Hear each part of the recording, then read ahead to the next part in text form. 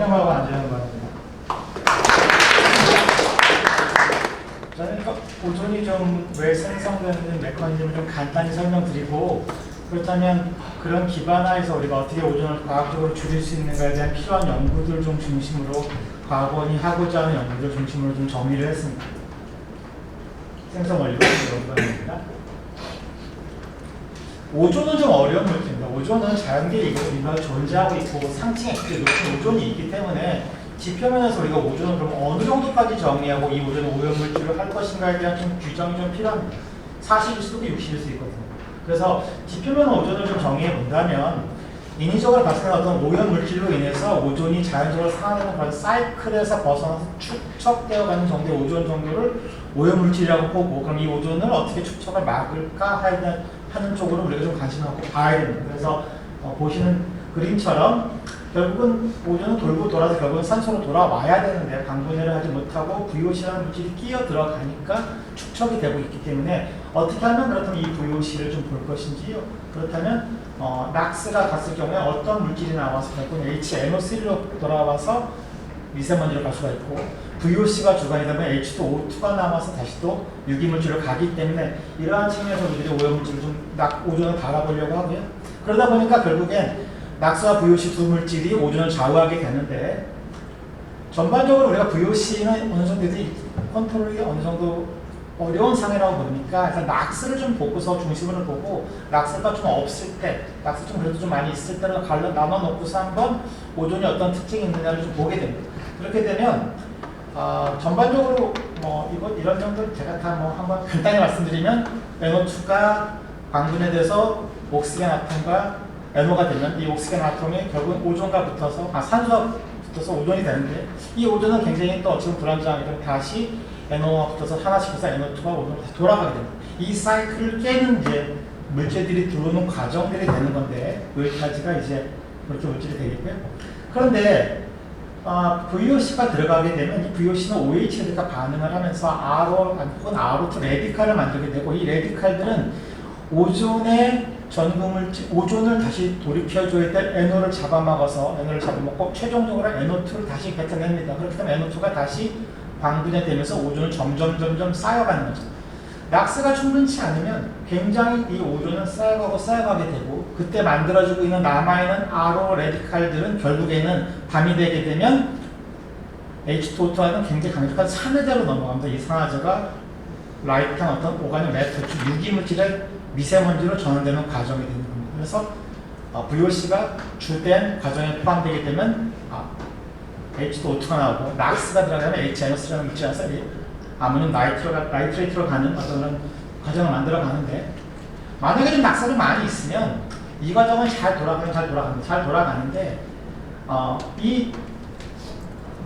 더 풍부한 낙스 물질들이 대기 중에 많이 생성되어지는 오존들을 잡아먹습니다. 즉 NO가 많이 배출되는 시간이 되게 되면 낙스 탈퇴시에 나와서 오존을 질소하는 것들이 가져오게 해서 오히려 오존 농도는 증가가 감소한다는 것이 아니라 감소를 그래도 어느 정도는 대기중에 잡아먹습니다. 그래서 낙스가 있을 때와 없을 때가 어느 정도 오존이 생성되는 생성 속도가 좀 달라지게 되고, 이거를 기반으로 해서 좀 우리가 연구를 더 해야 되고 좀 더 이 관점도 봐야 한다는 말입니다. 그래서 오른쪽에 있는 그래프는 이제 상당히 우리한테 시사점을 많이 주는 그래프고요. 2010년에 이미 플러스AK RSS가 나올 때 이거에 대한 이걸 한번 예측했었고, 그 예측한 현상이 지금 우리가 나타나고 있는데, 기본적으로 낙스가 어느 정도 풍부하겠다고 가정했었을 때 VOC가 좀 반응성이 빠르거나 좀 느리거나 한 물질로 보고, 안타깝게도 우리나라는 상당히 VOC 반응성이 빠른 편에 속합니다. 높은 편에 속하는데, 우리가 너무 낙스 농도를 좀 줄이게 되면 오존이 같이 좀 줄어들었으면 좋겠는데, 아까 말한 대로 낙스가 점점 줄어드는 과정에서 오존의 농도는, 즉 생성량입니다만 농도로 보실 수도 있고요, 좀 더 가파르게 올라가는 거죠. 어느 정도까지 낙스를 줄이지 않는 동안까지는 오존 농도는 낙스가 줄어드는데 불구하고 오히려 더 증가할 수 있다는 게 사실상 이미 과학적으로 좀 밝혀져 있는 것이고요. 우리가 이 점이 어디인지를 알아서 이 변곡점을 찾아야 하든지, 아니면 VOC 같은 경우 과일들에서 좀 낮게 생성되는 물질 쪽으로 좀 끌어내리든지에 대한 관점을 봐야 한다는 겁니다. 이미 이러한 것들은 2000년대 중반 후반에 이미 미국 캘리포니아에서 굉장히 많은 연구를 했고요. 아까 정 박사님이 말씀하셨던 것처럼 VOC 현상량이 낮은 물질을 관리하는 측면을 봤을 때 측면도 있는 것처럼 전반적으로 단기간 낙스의 농도에 변화할 때 오존의 생성되는 양을 관찰해 보았을 때 이미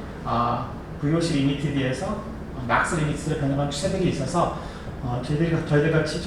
봤었을 때는 VOC를 어떻게 관리해서 좀 떨어뜨리고 낙스 농도를 빨리 이 시점까지 끌어내리는 게 결국적으로 환경 대기 중에서 앰비언트 중에 오존 농도를 좀 낮추는데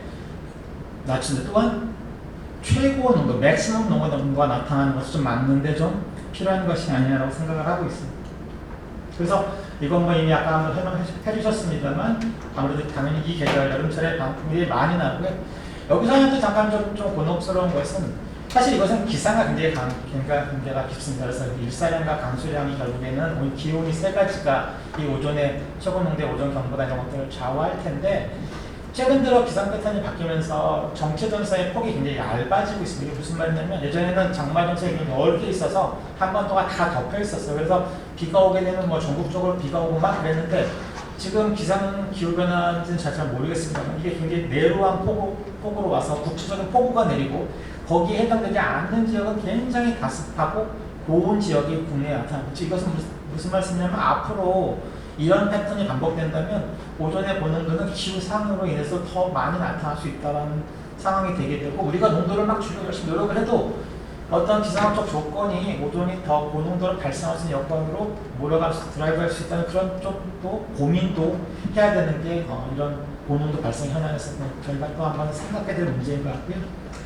그래서 이제 이런 백그라운드 상에서 그럼 과학원은 어떤 연구를 하려고 하느냐를 한번 과학원 저희 4개 과가 있는데 이 4개 과를 중심으로 좀 설명을 드리려고 합니다. 전반적으로 대기환경연구과는 잘 아시다시피 관측을 위주로 하는 과이기 때문에 전반적으로 관측을 기반으로 해서 이 관측 자료를 더 강화하고 어떤 자료를 좀 생산해서 이 자료들로 하여금 우리가 정책이 어느 쪽으로 더 가야 되는지에 대한 좀 방향을 드리려고 하고요. 대기과학연구과에서는 최근 한 5년 동안 굉장히 배출원에 대한 첨단 장비를 이용한 그 측정을 굉장히 강화했습니다. 특히 오존에 대한 그 OH 레디칼의 반응성을 봤었을 때 오존 생성이 굉장히 크게 반응하고 있는 옥시게니트 레디칼에 대한 어떤 그런 산단이나 배출원에 대한 측정이 굉장히 강화되고 있기 때문에 이런 측정 기술을 좀 더 가지고서 큰 주요 산단이나 혹은 주요 점호연 배출원에 대해서 어떤 배출량에 대한 혹은 배출 성분에 대한 조사를 하려고 하고 있고 예보센터는 당연히 예보를 좀 더 다양하게, 좀 더 정확하게 하고 그 다음에 인공지능을 도입해서 예보의 정확도를 올리는 노력을 하고 있으며 위성에서는 전반적으로 한반도 전역에 대한 오존과 오존 전구물질에 대한 농도를 좀 보겠습니다만 좀 더 포커스를 두는 것은 지표면에 있는 오존의 농도를 좀 더 정확하게 드릴 수 있는 어떤 그런 알고리즘 개발하는 연구를 중점으로 하게 됩니다. 먼저 저희 그 대기양학과를 좀 자세히 설명드리면요. 전반적으로 지금 광학 측정망, 아까 말씀드렸듯이 광학 측정망은 실질적으로 수도권, 여수, 순천, 그 다음에 부산 쪽에 집중되어 있습니다. 그래서 18개 정도 측정망이 있었는데 저희들이 이번부터는 그래서 오존은 전국적인 것으로 나타나고 있기 때문에 이걸 좀 더 넓은 지역으로 전국적인 번역을 확대 측정해서 오존 전구물질인 VOC 56종들에 대해서 측정을 좀 확대하려고 하고요. 다만 다음 판에 있는 26년, 30년부터 기업은 계획에서는 저희들이 지나치게 안 나오는 물질 되게 많기 때문에 좀 56종에서 한 28종 정도로 좀 EU와 EPA에서 그리고 배출량에 대한 정보를 가지고서 좀 축소해서 38종 정도를 저희가 측정량 물질은 줄어들지만 지점을 좀 확대하려고 하고 있으며 아까 말씀드린 저희들도 이제 항공 관측 또한 오존에 좀 투입하려고 합니다. 저희가 항공 관측은 2017년에 중요한 공기를 개발해서 지금까지 미세먼지 계절 관리 시간 동안에 국외 유해 물질이 얼마 정도 들어오고 그다음 미세먼지 계절 관리제 정책 효과가 어느 정도 있었는지를 반영하는 백데이터를 만드는 활용을 해왔었는데 주로 미세먼지의 측정에서 이제는 오존의 전구물질들이 즉 레디칼들을 생성하는 전구물질들이 얼마나 있는지를 좀 측정하려고 하고 상층에 있는 오존이 결국에는 오존 농도에 영향을 줄 수 있기 때문에 1000m, 2000m 이상에 있는 고도에서의 오존의 분포가 어떻게 되는지 좀 주기적으로 오존 시즌 동안 측정을 해서 보다 좀 다양한 정보를 제공하고 모델을 제공할 계획을 가지고 있고요. 또한 저희들이 이미 예보 정확도를 위해서 이미 국내 3개 한 300에서 한 400m 되는 고층 빌딩에 고고도 측정망을 구축해 놓았는데 이 지점들을 좀 더 강화하고 또 확대해서 미세먼지 예보 시기에는 미세먼지의 어떤 그런 프레스에 있는 미세먼지 어떤 혼합 영향이라든지 오존 시기에서는 약 한 300에서 400리터 정도 수준에 있는 오존이 어떻게 더 영향을 주고 있는지에 대한 연구를 좀 더 강화하려고 하고 있고, 전반적으로 부가적으로 존대에 대한 관측도 추가하고 있을 것이며, 몇몇 그 측정 연구에 통해서 연구를 통해서는 그 고농도 지역의 오존이 왜 발생하는지에 대해서 좀 포커싱해서 보려고 하고 있고요. 지금 오늘 그 서울에서는 또 오존의 흡수 단면적이라고 해서 오존 농도를 계산할 때 오존 몰리큘에 있는 어떤 그런 흡수 단면적을 계산해서 농도를 환산하게 되는데, 이게 국제 표준화 기구에서 좀 바뀌었습니다. 바뀌어서 좀 그 값이 바뀌는 것 때문에 전체 측정망의 운영 기본 계획에 따른 어떤 그런 회의가 좀 병행해서 열리고 있는데, 이렇게 국제 기구에 따라 반영된 어떤 그런 흡수 단면적을 변경시켰었을 때 기존의 자료들과의 어떤 그런 불일치라든지 어떤 특이치가 나오는 것들을 좀 더 정도 관리하기 위한 어떤 그런 노력과 액션을 하려고 하고 있습니다. 그리고 기본적으로 우리가 낙수와 VCL 민감도를 중심으로 해서 이 두 가지 배출 물질들을 줄였을 때 어떻게 반응하지를 모델링 연구라든지도 병행을 하고 있고, 그 다음에 이건 좀 연구를 하다 보다는 제가 오존 주의보 경보를 내리게 되는데, 이게 사실 20ppb에서 왔다 갔다 하는 바람에 경고를 냈다가 해제 다시 내고하는 좀 이렇게 반복적인 좀 사례가 있기 때문에 이런 것들을 좀 일어나해서 좀 축소시켜서 그 혼란을 좀 덜 드리려고 하고, 말씀드린 대로 기후변화와 관련된 내용을 좀 찾아보려고 하고 있습니다. 저희가 또 이제 실질적으로 올해부터는 이미 전남권에서 저희 그 호남권에 있는 호남권 대기환경연구소하고 전북보건환경연구원, 영상환경청 관련 기관들이 실제 그럼 그 지역에서 발생하는 오존의 고농도가 어떻게 나타나는 것이냐, 정말 락스가 적은 상황에서 고농도 VOC가 영향을 활달하게 주고 있는 것인지, 아니면 다른 유입이 있는 것에 대한 영향을 보기에 집중 관측을 시작을 했대요. 이것들이 올해 곧 아마 잘 결과가 발표가 될 것이고, 이걸 좀 더 확대해서 운영을 하고 지점들을 확대하게 되면 해당 각 지점들에 대한 고농도 오존의 발생 원인이 좀 더 국지적으로 명확해지지 않을까 하는 연구를 확대할 계획을 하고 있으며, 아직 이건 될 플랜입니다만 좀 작은 규모의 좀 반응기를 챔버를 만들어서, 이 챔버가 실험실 내에 있는 게 아니라 현장에 어떤 문제가 되는 현장에 가서 그 현장에 있는 공기를 그대로 챔버 내로 집어넣은 다음에 거기서 방화한 모사를 해서 오존 생성한 건 모사했던 어떤 이런 챔버 스터디도 한번 추가해 볼까라고 플랜을 세우고 있습니다. 그래서 결국은 이런 것들은 저희 과학원만의 R&D가 아니라 환경부 전체 R&D랑 같이 함께 움직여야 되는데, 제가 알기로 올해 지역 맞춤 오존 관리 기술 개발 사업이 환경부 R&D에서 승리되어서 아마 차후 5년간 진행이 되게 되고, 이미 기술원에서 주로 장비 개발과 관련되어 있는 오존 관련 R&D 연구가 수행 중에 있습니다. 그래서 저희 과학원이 이들 과제들을 어떤 가운데에서 조율하고 총괄하는 입장에서 발생 원인과 장비 그리고 과학원이 갖고 있는 역량들을 조율하는 어떤 그런 조율 역할을 저희들이 충분히 수행하려고 하고 있고요. 그 결과적으로 이것들을 가지고서 저희들은 최종적으로는 중장기 오존 R&D 계획을 수립을 해서 주로 어떤 지역별로 어떤 오존 물질, 어떻게 해서 오존이 생성이 되느냐, 어떤 물질들이, 어떤 인자들이 오존 생성에 큰 양의 인자를 주고 있으며 어떤 것들은 오히려 좀 늘려주면 좋겠지만 오존만 잡아먹을 테니까, 그래서 좀 더 효과적으로 저감할 수 있는가에 대한 방안을 만들려고 하고 있고요. 그래서 전반적으로 이런 것들을 종합해서 R&D에 뭐가 제일 먼저 우선적으로 돼야 되느냐, 어떤 연구를 우선적으로 해야 되는 우선순위 선정을 좀 만들어 드리려고 하고 있습니다. 그러니까 대기환경은 주로 관측 기반으로 해서 주로 큰 영향을 한다면, 대기공학은 역시 관측이긴 합니다만 환경 대기가 아닌 특정 배출원이나 어떤 면허원에 대한 어떤 아주 집중적인 관측을 우선으로 합니다. 저희들이 이미 한 5년 전부터 첨단 관측 장비를 이용한 배출원에 대한 기술이 굉장히 많이 보급이 됐고, 이미 과학원과 각 유역청에 해당 장비들이 보급되었습니다. 이 장비들은 기본적으로 질량 스펙트로미터이기 때문에 굉장히 빠른 시간 안에 다양한 VOC 종들을 실시간으로 분석할 수 있어서, 저희가 이동 차량이나 다른 어떤 모바일 시스템을 통해서 큰 넓은 지역의 공장이나 산단들을 한 번에 스캐닝할 수 있는 큰 장점이 있고요. 이것을 저희가 항공기랑 같이 하게 되면 지상으로 입체적으로 관측할 수 있는 장점이 이루어지게 되는데, 대기공학에서는 이렇게 설명되어지는 이런 굉장히 다양한 장비들을 가지고서 아마 대산 석유화학 단지 같은데, 이런 대산 석유화학 단지를 일정한 속도로 계속 주기적으로 모바일 차량을 통해서 측정을 하게 되면 이 각 주변의 농도에 따라 색깔이 이제 좀 더 진해진 색깔들로 고농도를 표시되는 걸 보실 수 있을 것 같은데, 아마 굉장히 될 것 같고요. 주로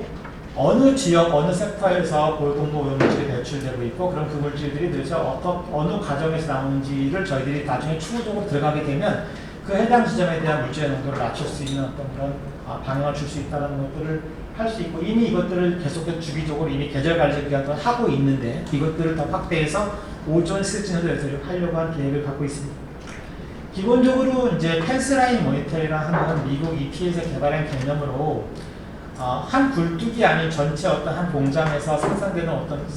오염 물질들이 부지 경계선을 넘어서 민간 혹은 어떤 거주 지역으로 넘어가는 총량이 얼마냐라는 모니터링 하자라고 해서 주로 원격으로 리모트 센싱 기법을 도입해서 한 면을 감시하던 기술이었는데요. 보통 도아스나 혹은 FTIR 방식을 주로 택해서 한 면에 대한 감시를 쓰면서 주로 유독물질은 벤젠이라든지 주로 석유화학단지와 같이 VOC가 많이 배출되던 지점들에 대해서 주로 시작이 됐었고 벤젠과 BTX 같은 측정이 좀 가능하면서 배출량이 많은 물질들을 측정을 해왔었고 이제는 좀 그것이 많이 정립이 되기 때문에 확대해서 일산 부태에 대한 다른 물질까지도 아마 확대를 한다고 합니다. 그래서 이것들은 꼭 감시만 하는 것이 아니라 제가 아까 말씀드렸듯이 측정에서 나오면 어느 과정에서 나오는지 이 과정을 어떻게 줄일 수 있는지에 대한 어떤 그런 정밀 진단이 포함되어 있는 과정이기 때문에 최종적으로는 배출량 획도를 줄일 수 있는 가장 첨단적인 방법인데 이미 저희 환경 배경 연구과에서도 유사한 바이알과 소프라는 장비를 이미 도입했고 이거에 대한 메소드를 만들어서 과학원이 이미 도입해서 운영을 하고 있습니다. 따라서 저희들은 이렇게 그 스택에 대한 직접적인 소프트웨어 감시도 하게 되고 면에 대한 도아스 감시로 아까 말씀드린 이동 측정 차량을 통한 어떤 그런 실시간 감시를 통해서 저희들이 배출량을 감시하고 이것을 그 다음에 어떻게 관리할 건지에 대한 그 내용까지도 저희들이 관리라는 측정을 하려고 하고 있으며